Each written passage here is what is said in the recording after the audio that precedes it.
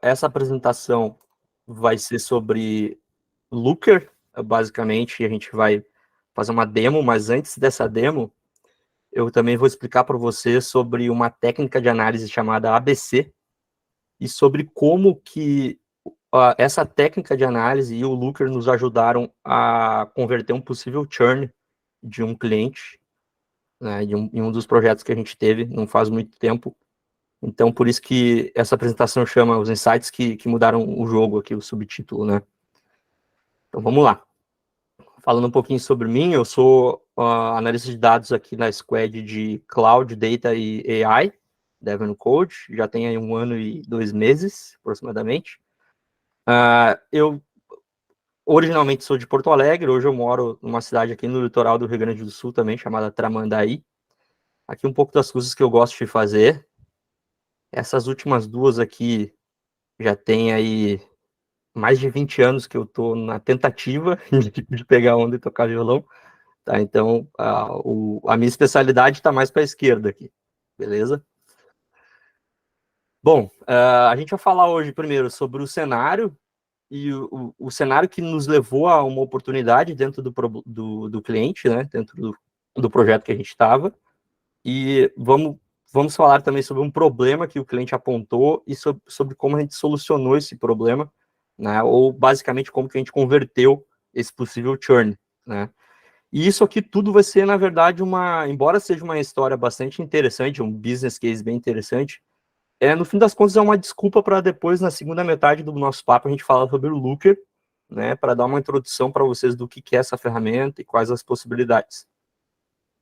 Então, começando pelo cenário, a gente. Aí a gente precisa voltar lá para outubro de 2022, que foi quando a gente iniciou esse projeto no cliente. Esse cliente é uma grande empresa de telecomunicações. Na época, a gente tinha feito um data assessment, que é basicamente um processo investigativo a respeito dos processos de dados de uma empresa, né? Para saber pontos de melhoria, né, o que a gente poderia fazer lá para agregar valor. E a gente descobriu que eles tinham um uso muito grande de um software chamado SAS.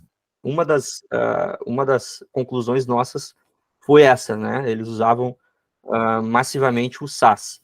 O que é o SAS? O SAS é uma sigla para Statistical Analysis System.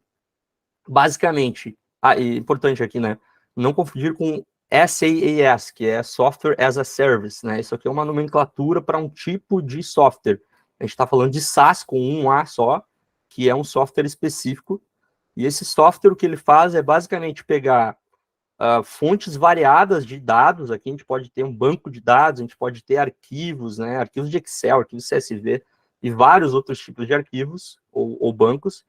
E ele aplica uma série de transformações, uma série de processos nesses dados, né, para depois produzir reports, gerar insights, ou até mesmo gerar modelos matemáticos ou dados processados que vão ser usados por outro software mais adiante, por aí vai, né?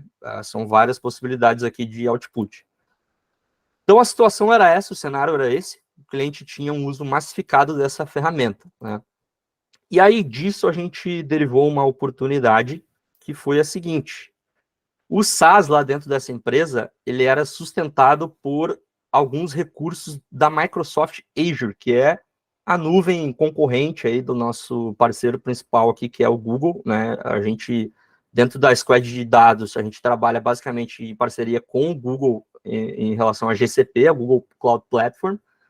E aí o SaaS, ele tinha essa sustentação por máquinas virtuais, e a gente pode, para quem não está muito habituado, a gente pode interpretar isso aqui como servidores, né, servidores em nuvem, digamos assim, e também sustentado por sistemas de armazenamento em disco, lá, databases que ficavam em disco, também dentro da nuvem da Microsoft. E aí isso tinha um custo, né? O principal custo aqui, obviamente, a gente estava falando das licenças desse software, né? E o cliente tinha por volta de 1.000 licenças na época que a gente executou esse projeto, e cada licença custava relativamente bastante, né? Além disso, a gente tinha os chamados silos de dados, porque apesar de esse software rodar em nuvem, né, sustentado pela Microsoft Azure, cada usuário tinha uma versão desktop desse software com vários arquivos que eles rodavam esses arquivos lá uma vez por semana, uma vez por dia, uma vez por hora, dependendo do processo. Aí tinha que conectar com esses servidores, com o servidor do SaaS, né, para poder executar esse arquivo. E então isso criava muito silo, às vezes até na própria máquina do usuário, né? Quando a gente ia ver, por exemplo, tinha várias versões de arquivos muito importantes, de processos de negócio importantes, na máquina de um usuário, e causando esse tipo de encapsulamento de dados ali, onde a gente não tinha muito acesso. Isso gerava pouca governança, ou seja, difícil ter observabilidade, visibilidade do que estava acontecendo, e muito lock-in, né? Essa ferramenta aqui, apesar dela ser muito completa, ela gera um lock-in, ou seja, ela gera um casamento do usuário com a ferramenta, ele não consegue sair dessa ferramenta muito facilmente. E aí a proposta, então, nossa, foi migrar essa infraestrutura para o Google Cloud. E aí aqui tinha 3 serviços principais que a gente ofertou, não vou entrar em detalhes deles, né? Mas é importante que vocês entendam que esse cenário anterior aqui custava, por exemplo, 5x, e o cenário que a gente estava propondo custaria 3x. Né? Só que a gente encontrou um problema. O cliente, ele negou essa proposta de migração por conta de vários argumentos. Né? E o principal deles para nós acabou sendo esse aqui, ó. Eles tinham aproximadamente 900 usuários ativos de SaaS, sendo que desses 900, 300 eram heavy users, ou seja, usavam bastante mesmo diariamente a ferramenta. E aí isso gerava muitos lock-ins, e seria uma mudança muito disruptiva de ser feita, ia afetar toda a cultura de trabalho do time, né? E aí, portanto, negaram, disseram para nós que não era interessante essa migração. E aí, passando pela solução, né, a gente ficou muito pensativo sobre esse número de 900 usuários que o cliente tinha revelado para a gente, né. E aí a gente começou a pensar se de fato eram 900 usuários ativos e se faria sentido a gente focar nos heavy users, né, para fazer a migração. Só que a gente não tinha dados para analisar quantos eram os usuários ativos, quantos eram os heavy users de fato. A gente só tinha dados que o cliente nos passou e o cliente não tinha certeza desses dados. Eles não sabiam, eles não tinham certeza se eram 900 usuários ativos, se eram 300 heavy users. Mas, felizmente, eles tinham logs de utilização do SaaS. E o que são os logs? Né? Só para recapitular aqui, o log é um arquivo de texto, basicamente, que vai nos dizer o estado ou nos dar uma timeline de uso de algum recurso, de execução de algum software, de algum código. Né? Nesse caso aqui é um exemplo que não é relativo ao SaaS, né? Eu tirei da internet esse exemplo aqui, mas vocês podem ver que tem uma série de instruções aqui, ó. O usuário avançou de tal para tal, né? Instalado o espaço requerido, e aqui junto com a data, né, o horário que isso aconteceu e várias outras informações. Então, eles tinham esses arquivos de uso do SaaS e nos disponibilizaram esses arquivos. A gente solicitou para fazer uma análise e confirmar se o que eles estavam pensando era verdade em relação ao número de usuários. Aqui está um pouco do processo, né, de como que a gente arranjou a arquitetura de análise desses logs. Basicamente, eu vou falar sobre a cereja do bolo aqui mais adiante, que é o Looker, né, mas teve um trabalho muito interessante dos meus colegas aqui na engenharia de dados para poder fazer a mineração desses arquivos, e a gente chamou esse sisteminha aqui de minerador de logs de utilização do SaaS. Né? Basicamente, a gente está capturando a informação de arquivos de texto, para depois extrair algum insight disso. Mas aí, beleza, a gente montou esse minerador, conseguiu lá fazer uma primeira análise, e só que a gente ficou se perguntando como que a gente identificaria os heavy users, né? Ou melhor, quem poderia ser considerado heavy user nesse caso? Né? O que diferencia alguém que usa pouco e usa muito? Né? E aí a gente recorreu a algumas sinapses aí neurais de várias coisas que a gente estudou ao longo da vida, e lembramos que tem alguns padrões que acontecem não muito por acaso, ou talvez por acaso, e um deles tem a ver com essa lei de Zipf, aqui, que foi um linguista que estudou padrões, relacionamentos entre palavras e letras e tal, em inglês, obviamente. E ele, o principal insight da pesquisa desse cara aqui foi que o padrão de repetição de palavras em qualquer texto em inglês, ele vai ser o mesmo para qualquer texto. E a lógica é a seguinte: se eu tenho uma palavra, a palavra the aqui, né, é a palavra que mais aparece em qualquer texto em inglês, a segunda palavra que mais aparece é a palavra of, e essa palavra ela vai aparecer com metade da frequência da primeira palavra. A terceira palavra, que é and, vai aparecer com 1/3 da frequência da segunda palavra. Ou seja, a gente tem um padrão que é sempre 1 sobre o ranking da própria palavra. Isso vai criando uma curva aqui, né? Onde cada vez mais para cá a gente vai ter menos, obviamente, aparições, mas vai reduzindo também a proporção em relação à palavra anterior. E aí o padrão percentual disso é que 80% das vezes, essas palavras aqui aparecem 80% das vezes, enquanto essas aqui aparecem 20% das vezes. E quando a gente vai contabilizar quantas palavras são as que aparecem 80% das vezes, a gente chega no número de 20%. Então, esse padrão um pouquinho estranho foi detectado pelo pesquisador, pelo Zipf, e tem relação com várias outras coisas, vários outros fenômenos, desde populações de cidades até, como vocês podem ver aqui, popularidade de jogadas iniciais de xadrez. E tem muito a ver, tem muita relação com o princípio dos 80-20 lá do Pareto, né? Muitos de vocês já devem ter ouvido falar. Esse princípio dos 80-20 derivou de um estudo que o Pareto fez sobre retenção ou aquisição de terras na Itália, lá na época, no século XIX.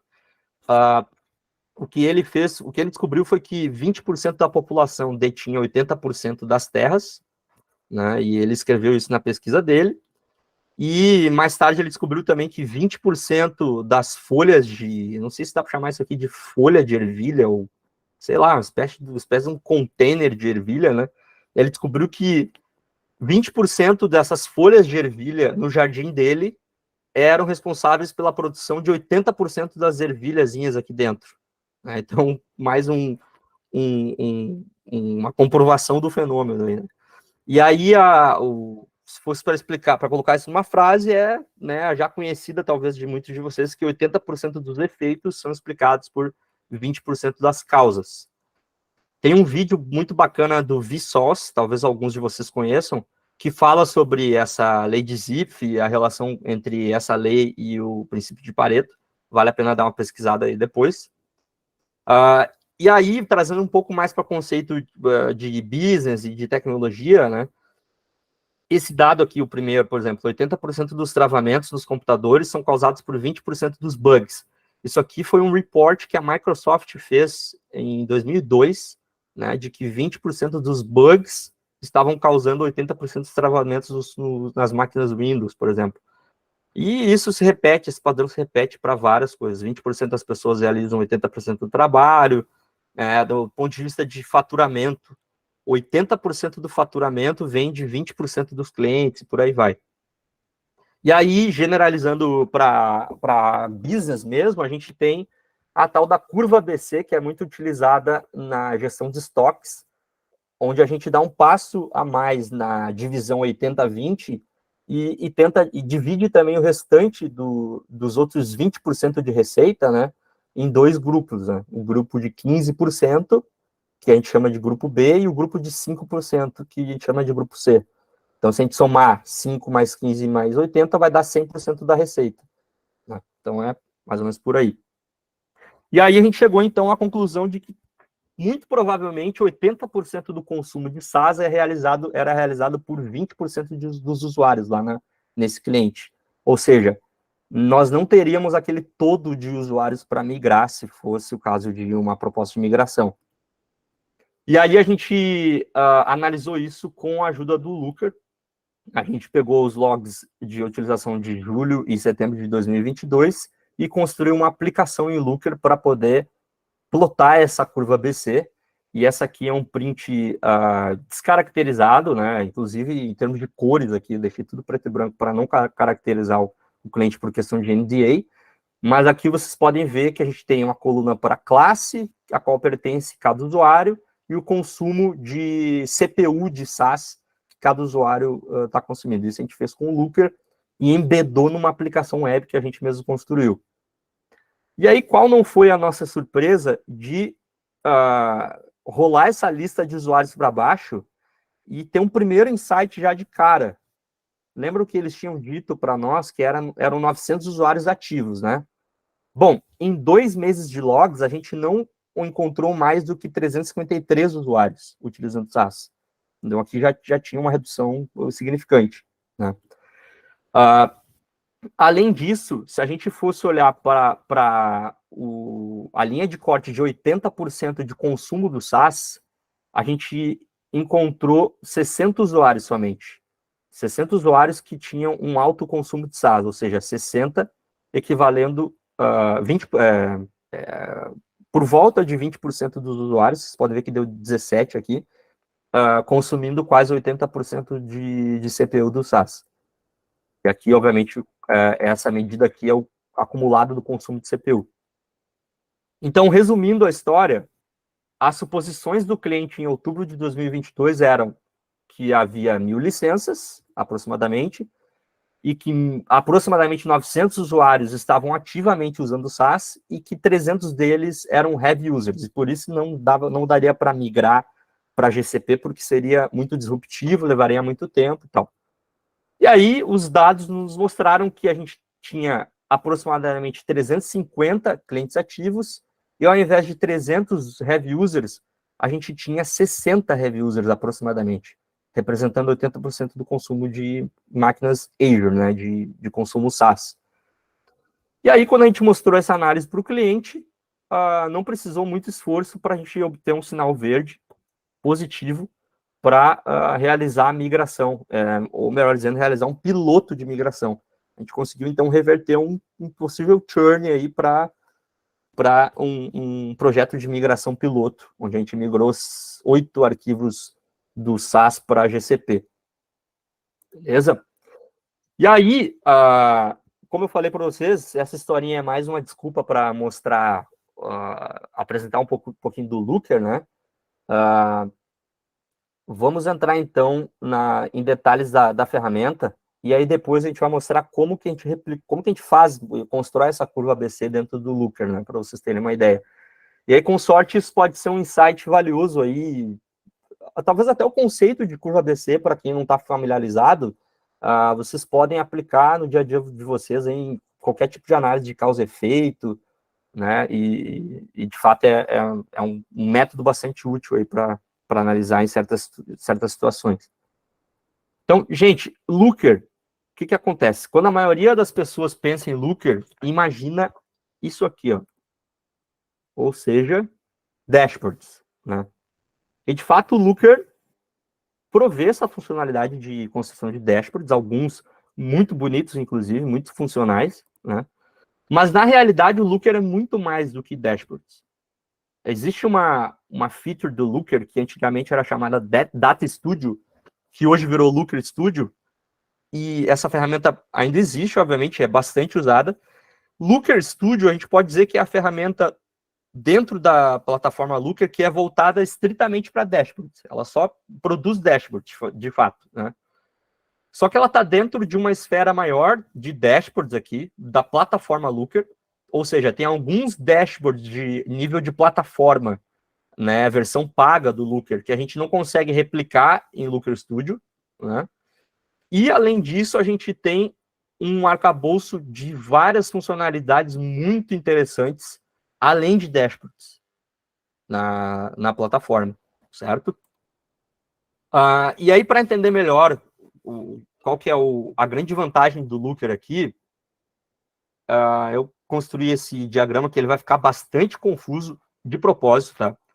Mas, basicamente, no BI tradicional, a gente tem o seguinte, a gente tem lá uma fonte de dados, e aí a gente extrai dados dessa fonte, e na primeira vez que a gente extrai esses dados, a gente chama normalmente de dados raw, ou seja, dados brutos, e esses dados podem ser dados de sensores, dados de log, como a gente já viu, dados de evento web, transações e por aí vai.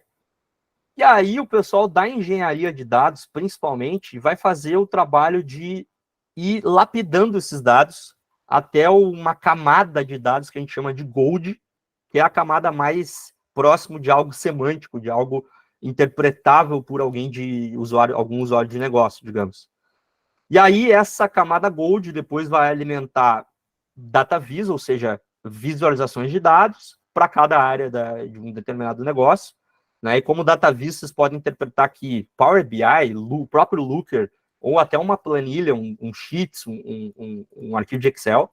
Né? Aqui tem um pouquinho dos papéis, como eu falei, o engenheiro de dados vai se preocupar mais com essa esteira, e o analista pode, às vezes, assumir alguns papéis aqui referente à camada Gold, alguns né, com mais conhecimento vão até mais fundo aqui, mas se preocupam mais com construir análise mesmo. Né?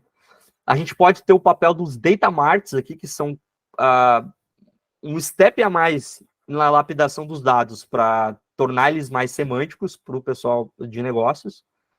E aí a gente pode ter alguns espertinhos lá nas áreas de negócio, né, algumas pessoas com conhecimento suficiente ou acesso e permissão suficiente que vão dar um bypass nessa camada, nessas últimas camadas e, inclusive, extrair dados lá da fonte diretamente, né? A gente vê, isso é muito comum.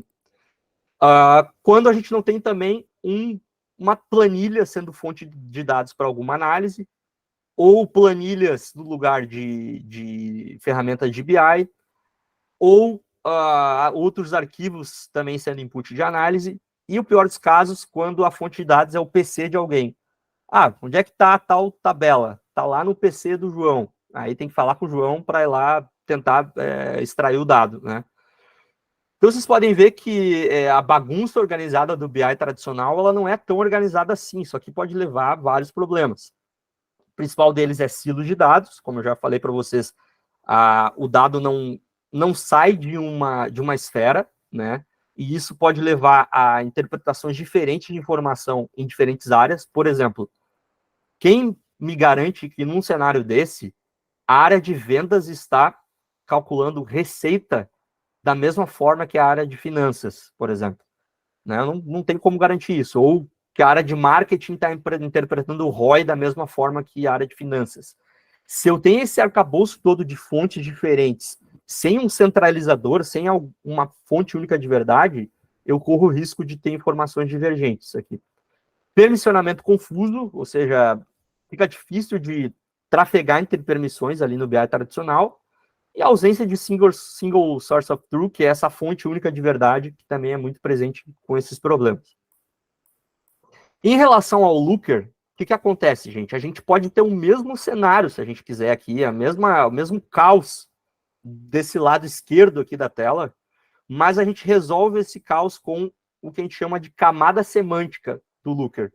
Né? Ou seja, a gente tem um centralizador de dados, onde vão atuar engenheiros de dados, analistas de dados, para produzir o que a gente chama de camada analítica, ou camada semântica, que vai centralizar todas as fontes e deixar e formar esse single source of truth para os usuários de negócio que vem aqui na frente.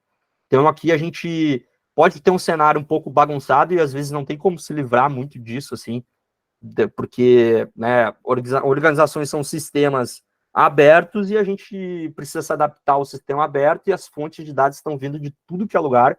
Às vezes a gente não consegue ter algo muito organizadinho aqui, mas o Looker ele acaba sendo esse centralizador de informações, uma espécie de data warehouse analítico, digamos assim, a gente consegue inclusive construir dentro do Looker, virtualizado, obviamente.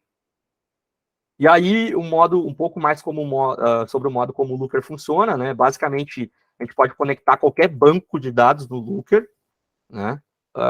E aí a gente vai estruturar os relacionamentos entre os dados através dessa camada semântica, e tem uma série de benefícios em relação a isso, começando pela web interface, que eu vou mostrar para vocês, os sistemas de alerta, workflows data-driven, inclusive alimentando ou recebendo inputs de processos de machine learning ou AI. E aqui está o meu preferido, que é a API do Google, do Looker, desculpa, que possibilita que a gente construa aplicações personalizadas em nível micro, assim, né? Que foi uma espécie que a gente fez com um cliente esse de telecom. Eu vou mostrar, inclusive, alguns slides finais para vocês sobre a aplicação que a gente embedou. E agora, finalmente, vamos para a nossa demo de Looker. Então, vamos fazer aqui ativar o modo, quem sabe, faz ao vivo. Com sorte, a gente vai sair daqui com uma curva ABC prontinha, tá? Alguns disclaimers. Disclaimer número 1 é que a gente vai focar em alguns conceitos desse segmento aqui. A gente não vai falar de Looker Studio Free, a gente não vai falar de plataforma como um todo, porque isso é muita coisa para falar. Então, a gente vai montar, basicamente, um dashboard com os recursos da Looker Platform. Então, vai ser algo um pouco mais avançado que o Looker Studio, mas a gente não vai conseguir falar agora, nesse tempo que a gente tem, sobre todas as features e benefícios da plataforma, certo? Para quem tiver curiosidade e que quiser entender por completo o restante dos conceitos, a gente tem um treinamento, uma curadoria de cursos que a gente desenvolveu, que está disponível lá no AC Academy, que o intuito dessa formação é que o aluno, aqui no caso, ele saia desse curso apto a, inclusive, trabalhar em algum projeto envolvendo o Looker, tá? Porque é bem completa mesmo. Então, esses cursos que estão aqui dentro são cursos do Google, que a gente organizou e fez uma espécie de curadoria. Se a gente abrir aqui, a gente vai ver, inclusive, que o conteúdo vai desde o Looker básico até esse item 3 aqui, tornando-se um especialista em Looker. Então, é, de fato, bastante completo. Acredito que 2 semaninhas aí de curso provavelmente seja suficiente para matar. Eu até vou copiar o link e colar aqui no chat para vocês. Beleza. Então, seguindo aqui, gente. Opa, vamos lá. Opa, abri sem querer aqui. Aqui a gente está já na tela inicial do Looker. Eu coloquei isso aqui no slide, porque tinha muita informação de cliente aqui na tela inicial da nossa instância de Looker. Então eu dei uma editada aqui para descaracterizar, tá? Mas eu já prometo para vocês que eu já vou abrir a ferramenta de fato. Então aqui a gente tem a tela inicial, onde a gente tem os dashboards vistos recentemente. Tem uma série de possibilidades aqui, a aba de Explore, a aba de desenvolvimento, onde a gente vai trabalhar hoje, admin para a gente configurar muitas permissionamento, fontes de dados e por aí vai, pastas, né, onde a gente organiza o conteúdo, blocks de Looker, que são códigos prontos que a gente pode obter via Marketplace, aplicações aqui, se a gente abrir essa aba aqui, a gente vai ter acesso à documentação da API, né, e basicamente, clicando em algum desses dashboards aqui, a gente já vai abrir e plotar eles na tela. Quando a gente clica nesse item aqui, Develop, nesse íconezinho aqui, a gente abre essa página aqui, com os projetos, né? Então, aqui é listado todos os projetos que a gente tem na nossa instância de Looker, e quando a gente clica nos projetos, a gente tem a possibilidade de criar um novo aqui, como vocês podem ver aqui, ó. Tem um botãozinho chamado New LookML Project. Aqui vocês podem ver que já tem um, né, na nossa instância aqui. Na verdade, tem vários outros, eu só ocultei aqui porque, novamente, tem informação de cliente. Então, o que a gente vai fazer é partir dessa tela aqui, lá na ferramenta, vamos criar um novo projeto e começar a construir a nossa curva ABC. Um detalhe importante aqui, e agora eu já vou ir para a tela do BigQuery. Um detalhe importante aqui é que a nossa fonte de dados, que é essa fontezinha que está num serviço da Google Cloud chamado BigQuery, que é um banco de dados, para quem não está muito habituado a ao conceito de data warehouse, né? A gente pode interpretar como um banco de dados para simplificar, assim, bem alto nível mesmo. Então, as informações que a gente precisa, elas estão numa tabela no BigQuery, nesse data warehouse, que a gente está chamando de banco, está fazendo as vezes de banco aqui. E essa tabela, ela tem os seguintes dados, que estão descaracterizados aqui. Nome de usuário, arquivo de SAS a gente também descaracterizou, porque tinha bastante informação ali que poderia revelar sobre o cliente, né? E basicamente aqui, o usuário, o arquivo de SAS que esse usuário executou, quantidade de tarefas que ele executou, quantidade de tabelas criadas, quantidade de linhas criadas. Então, isso aqui é um agregado de informações que o pessoal da engenharia, os meus colegas da engenharia fizeram na época, para que a gente pudesse analisar os logs. Os logs vieram em formato de texto, plain text, assim como eu mostrei para vocês aquele print antes, e eles pegaram esses logs e mineraram e organizaram dessa forma aqui, já com agregações, né? Vocês podem ver que tem aqui, ó, total de CPU consumido. Deixa eu até aumentar um pouquinho o zoom aqui. Ó, total de CPU consumido por esse usuário, que é o usuário... Opa, acho que travou aqui. Mas aqui mais para a esquerda, a gente tem um usuário AC alguma coisa, que executou um arquivo de SAS no servidor lá da Microsoft, e... opa! Acho que vai voltar. E com a execução desse arquivo, ele criou milhares de linhas, ele criou algumas colunas, ele criou tabelas, e ele consumiu algum tanto aqui de alguma quantidade de CPU. Tá? Então, é assim que está estruturada a tabela. Aí, gente, no Looker, a gente está pulando uma etapa aqui, que é a conexão com essa tabela. Como que eu faço a conexão com essa tabela? Isso é um processo bem simples. Eu não estou mostrando para vocês aqui também, porque o passo a passo envolveria, novamente, mostrar nomes e dados aqui de outros clientes. Tá? Mas lá nesse curso que eu coloquei para vocês aí, o link no chat, vocês vão ter acesso a um dos temas lá, que é criar conexão com o banco de dados. Então, não tem muito mistério, tá? É algo bem simples e rápido. Então, aqui já está estabelecida a conexão, certo? Vocês vão ver quando eu clicar aqui. Deixa eu só configurar aqui um detalhezinho.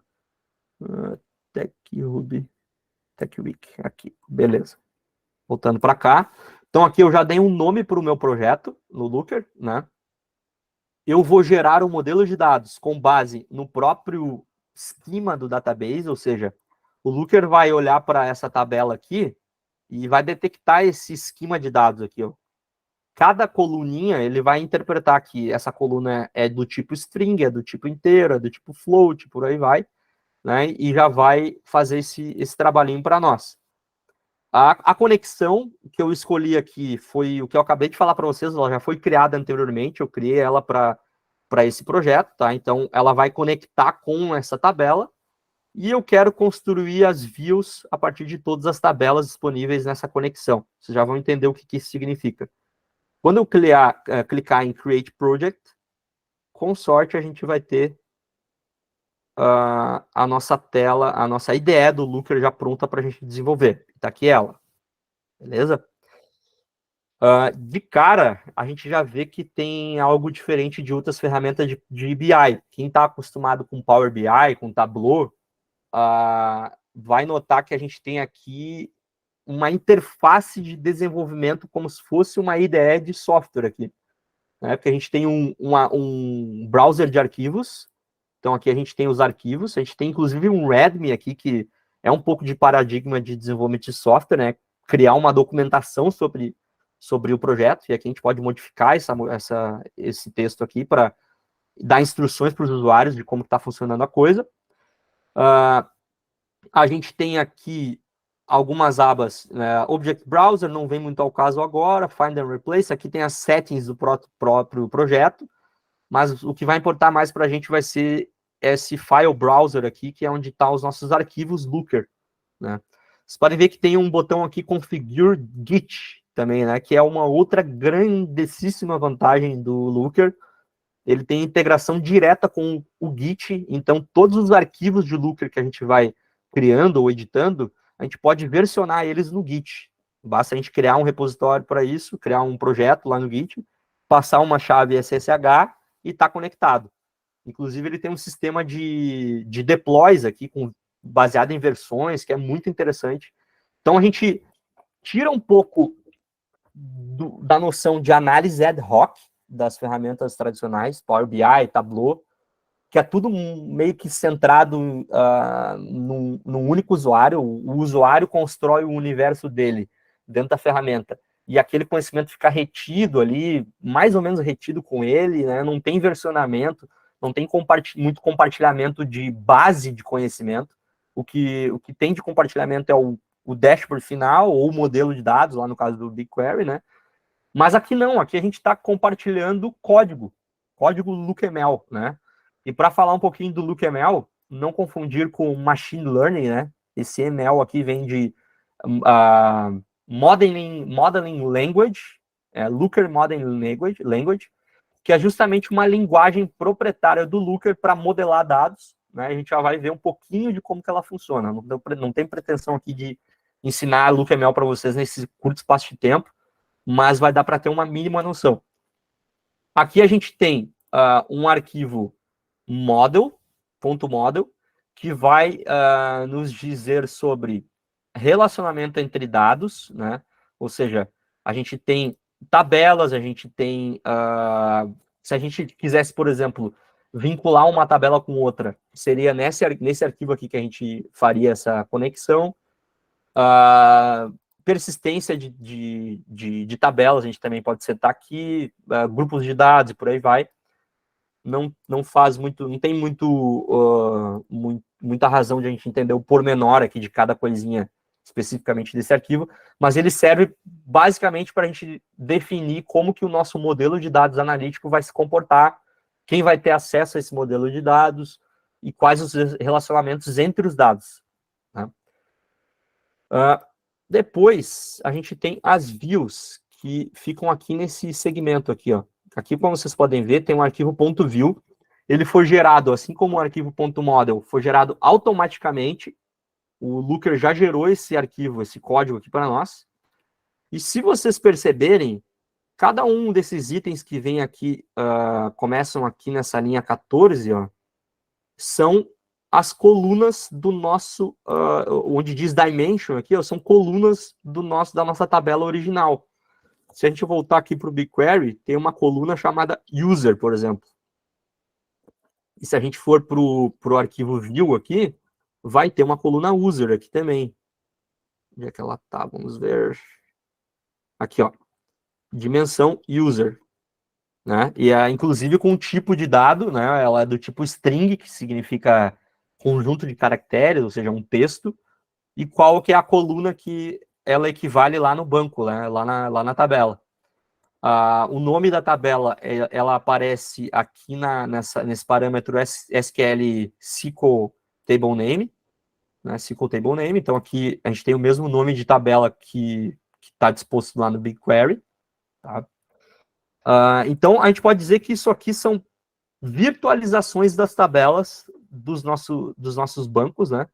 Auto-preenchidas pelo Looker, e cada uma das dimensões aqui, onde diz dimension, são as colunas do nosso banco. Em contrapartida, a gente tem um outro item chamado measure aqui, que são as agregações. Né? Então, o Looker já automaticamente cria algumas agregações para nós. Aqui, por exemplo, ele está criando uma agregação do tipo média, que vai fazer uma média das colunas criadas, por exemplo. Né? Eu também posso criar as minhas próprias medidas, criar as minhas próprias dimensões, né? E posso, inclusive, deixar comentários, como vocês podem ver aqui, ó, essas linhas que começam com a hashtag aqui, elas são comentários que não vão ser interpretadas pelo Looker, apenas para registro. Né?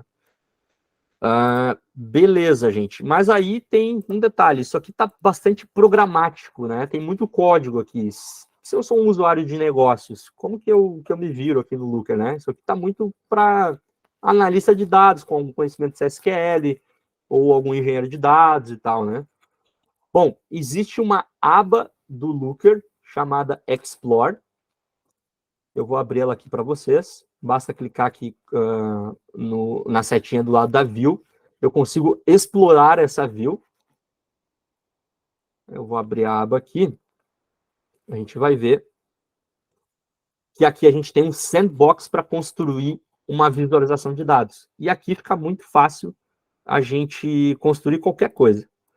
A gente pode, por exemplo, selecionar, clicar na coluna User, clicar na coluna Mean Columns Created, por exemplo, ou vamos pegar uma medida aqui que é melhor, Average Mean Columns Created. E aí, quando a gente clica em Run, ele já vai gerar uma tabela para a gente aqui, com os usuários e a respectivo total de colunas criadas por cada usuário.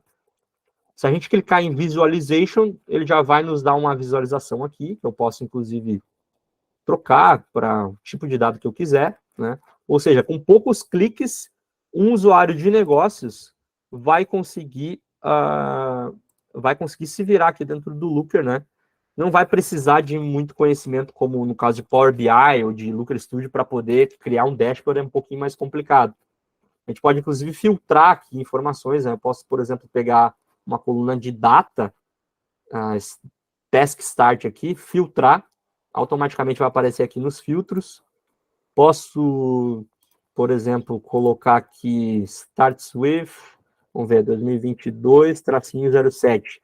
Ou seja, eu vou pegar todos os dados que começam lá em julho de 2022. Vamos ver que vai transformar um pouquinho a minha visão aqui, ó. Né? Ou seja, bem simples de a gente criar qualquer coisa aqui, né? Deixa eu limpar essa visualização aqui. Beleza. Agora, para criar outras dimensões, né? A gente pode criar de um jeito mais raiz, digamos assim, que é aqui no código mesmo. Por exemplo, eu posso criar uma nova medida chamada soma de CPU, sum of CPU, e aí essa medida vai ser do tipo soma, beleza, e o código que vai fazer essa soma vai ser aplicado sobre a coluna total CPU aqui. Vamos ver se eu acho aqui. Beleza, se eu salvar e der um refresh aqui na minha tela, eu vou ver que ela vai aparecer aqui. Sum of CPU, já está aqui a coluninha que eu criei. Tá? Beleza.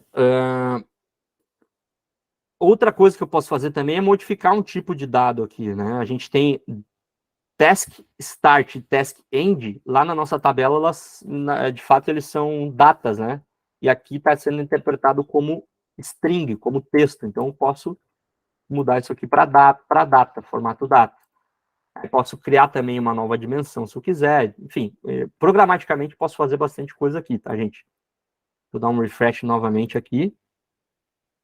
Beleza.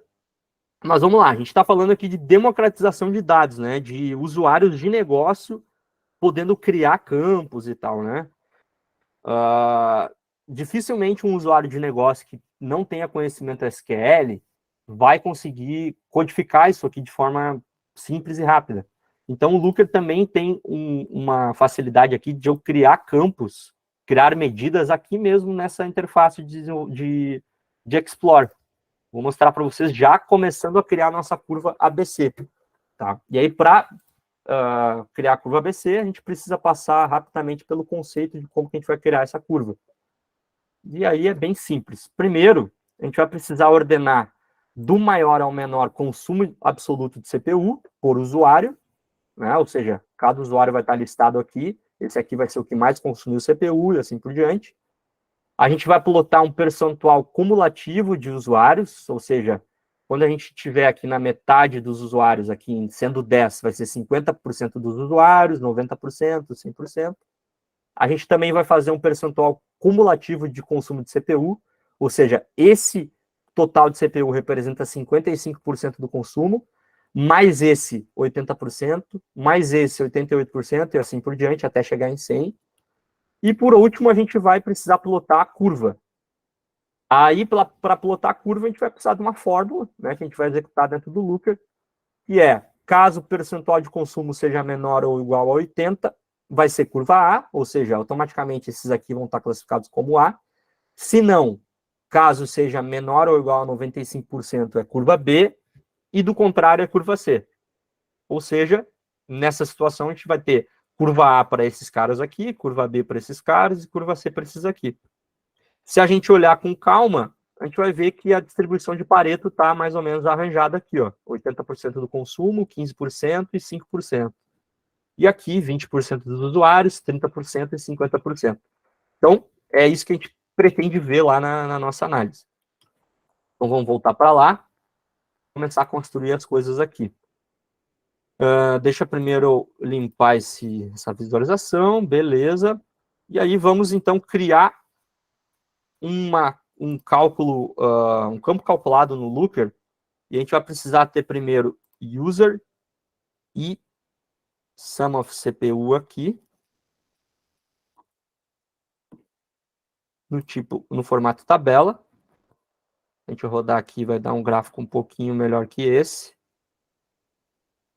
Beleza, tá aqui os usuários e o somatório de CPU de cada um. Agora vamos então começar a criar nossos campos. Eu vou aqui em Table Calculation. O primeiro cálculo que eu vou executar aqui vai ser um somatório, um running total aqui, que é um somatório acumulado, né? Do somatório de CPU dividido pelo somatório total de CPU. Então, vou somar, a cada linha eu vou agregar o somatório e a cada linha eu vou dividir esse agregado pelo total da soma do consumo de CPU. Isso aqui eu vou formatar para percentual e vou dar um nome, vou chamar isso aqui de, vamos ver aqui, cumulativo de consumo de CPU. Cumulativo de consumo de CPU. Com 2 casas decimais. Beleza, já está aqui o cumulativo do consumo de CPU. Então, isso aqui está sendo somado e dividido pelo total do consumo. Beleza, agora a gente precisa criar uma coluna que vai nos auxiliar a fazer o cálculo proporcional dos usuários. Essa coluna, ela vai ser criada com um rank of column, que o Looker já tem disponível aqui, rank of column. Vai nos dar um ranking de somatório de CPU. Vamos chamar isso aqui de índice do usuário.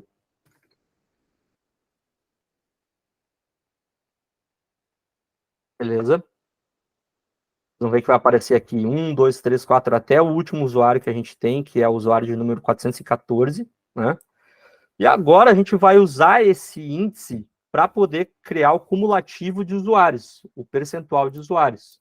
Então, vamos aqui em Table Calculation novamente, colar essa formulazinha aqui, que vai pegar o índice do usuário e dividir pelo máximo do índice do usuário, que vai nos dar a proporção, o running total, assim, o running percent, né, do quanto que aquele usuário representa do total.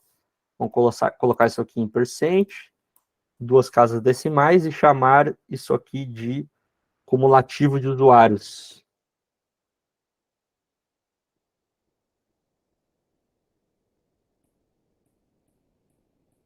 Beleza. Quando a gente salvar, já vai aparecer aqui. Ó, beleza, esse usuário aqui representa 0,24% do total de usuários, 0,48% e por aí vai. Aqui a gente já consegue ver a relação de Pareto, talvez. Ó.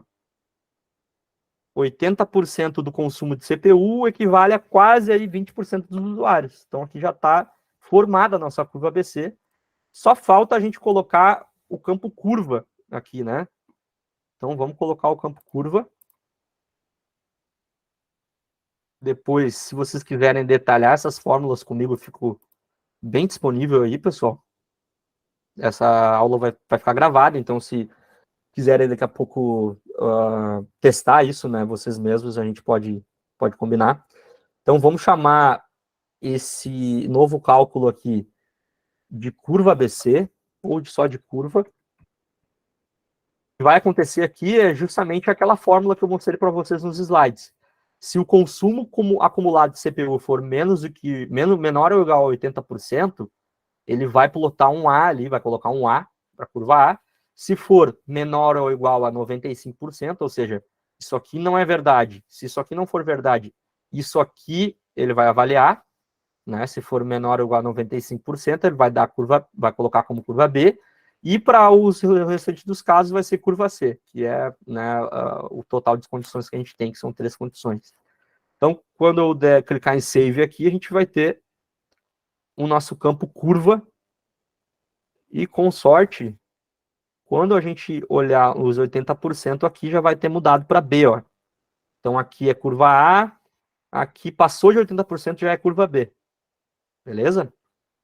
Uma coisa que a gente pode fazer é ocultar esse índice do usuário aqui da nossa visualização, porque ele não é interessante para nós, né? Então, vou ocultar ele aqui. Beleza. Outra coisa que a gente pode fazer é dividir esse somatório de CPU por um número que nos retorne as horas, porque aqui ele está em segundos, né? Para a gente fazer isso, a gente precisa vir aqui no Total CPU, aqui, ó, e dividir ele por 3.600, para poder converter ele para horas. Se eu salvar e reexecutar a minha visualização, a gente já vai enxergar essa mudança aqui. Ó, aqui vocês podem ver que já mudou bastante aqui, né? A última coisa que eu poderia fazer aqui, talvez, é a gente formatar essa série aqui. Opa. Series. Sum of CPU.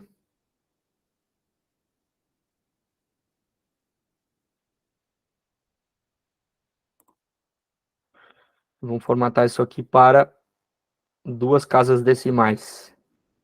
Aí, beleza. Aí ficou um pouquinho mais legível ali pra gente, né? Show de bola. Agora que eu tô com a minha visualização pronta, eu posso salvar ela para um dashboard. Eu clico aqui nessa engrenagem, vou salvar para um novo dashboard, vou chamar esse dashboard de Tech Week Demo. Salvar. Agora eu posso visualizar o meu dashboard aqui. Ó, já tá, né? Sai fora lá do ambiente de desenvolvimento e aparece o dashboard de fato. Posso criar filtros aqui. Vamos criar um filtro de data. Vamos ver como é que ele se comporta aqui. Task Start. Vamos colocar como um Date Range. Isso aqui a gente precisa mudar também para coincidir com um período real lá dos dados. Setembro. Beleza. Não sei se, vamos ver se está certo aqui.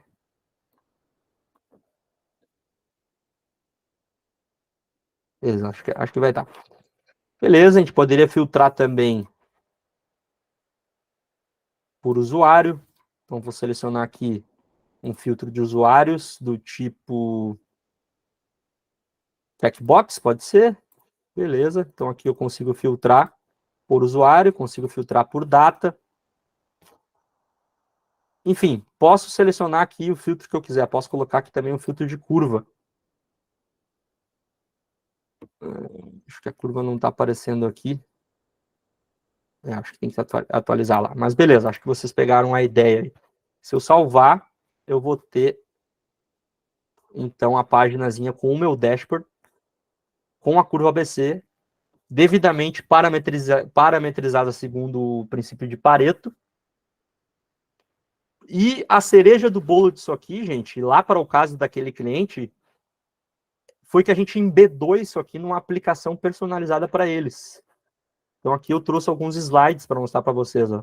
A gente criou uma aplicação web com login e senha, onde o cliente não precisava ter uma licença de Looker para esse cliente. Né? Ele poderia abrir o navegador, abrir essa página, logar e cair nessa aplicação com não só com o dashboard de curva ABC, mas com vários outros dashboards que a gente disponibilizou. Aqui tem vários outros filtros que são muito mais complexos de eu mostrar nesse tempo que a gente tem. A gente não fez plotagem curva ABC só de CPU, a gente fez de várias outras variáveis. Tem vários filtros diferenciados aqui, como vocês podem ver. A gente produziu também outros dashboards, né, como eu falei, gráfico de scatterplot, ranking, e por aí vai. Beleza, gente? Da minha parte, era isso que eu tinha para mostrar para vocês, uma palhinha aí do que o Google é capaz de fazer em termos de dashboard.